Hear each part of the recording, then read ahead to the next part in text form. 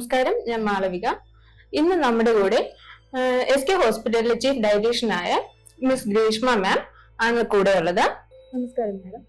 മാം, ഇപ്പോൾ എല്ലാവർക്കും ഉള്ളൊരു ഡൗട്ടാണ്, നമ്മളെ ഹെയർ ഫോൾ അതൊരു വലിയ പ്രശ്നമാണ് എല്ലാവർക്കും.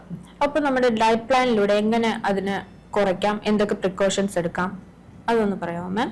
തീർച്ചയായിട്ടും. അതിൽ നമുക്ക് ശ്രദ്ധിക്കാനുള്ളത് പ്രോട്ടീൻ റിച്ച് ഫുഡ്സ് എടുക്കുക എന്നുള്ളതാണ്.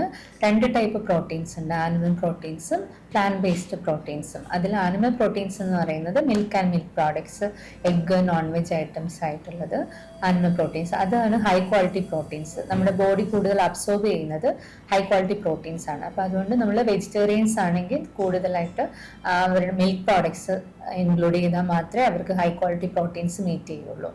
അതുപോലെ തന്നെ പ്ലാന്റ് ബേസ്ഡ് പ്രോട്ടീൻസിൽ പയറുവർഗ്ഗങ്ങൾ, നട്ട്സ്, ഇതൊക്കെ പ്ലാന്റ് ബേസ്ഡ് ആയിട്ടുള്ള പ്രോട്ടീൻസ്.